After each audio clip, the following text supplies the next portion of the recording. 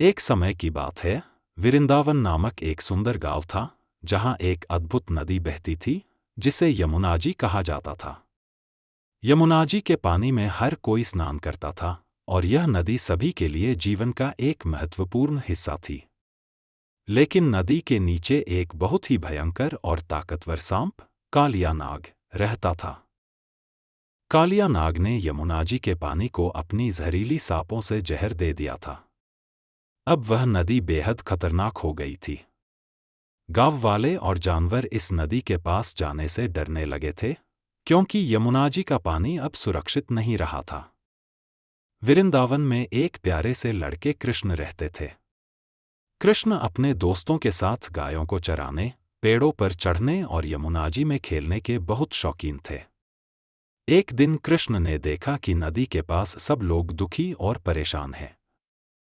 यमुनाजी, जो पहले सबकी खुशी का कारण थी, अब डर और शोक का प्रतीक बन चुकी थी।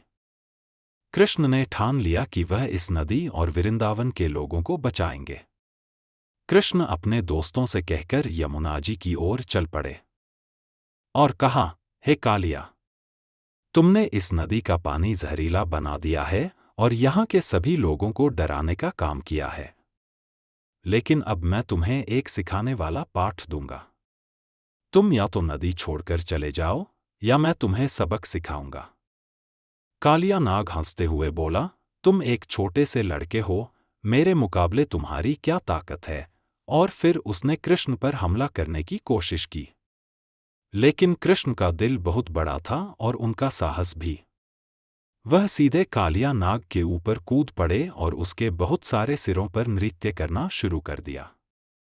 कृष्ण ने अपनी छोटी छोटी पैरों से कालिया के सिरों पर तेजी से नृत्य किया।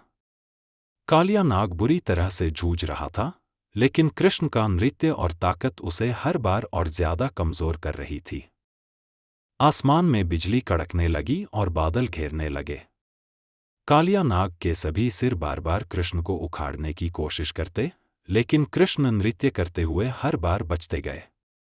धीरे धीरे कालिया नाग थक गया और उसकी सारी जहर भरी शक्ति खत्म हो गई। अंत में कालिया नाग ने अपनी हार मान ली और कृष्ण के सामने झुका। कृष्ण ने उसे आशीर्वाद देते हुए कहा, कालिया, मैं जानता हूं कि तुमने गलती की थी। अब तुम यमुनाजी को छोड़कर कहीं और जा सकते हो, लेकिन शर्त है कि तुम कभी भी किसी को नुकसान नहीं पहुंचाओगे।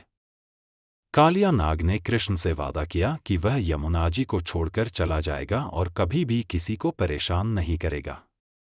कृष्ण ने उसकी यह बात मानी और उसे शांति का आशीर्वाद दिया। इसके बाद यमुनाजी का पानी फिर से साफ और शुद्ध हो गया और गांव वाले खुशी से नदी में स्नान करने लगे। कृष्ण की बहादुरी और दयालुता की वजह से सब कुछ ठीक हो गया।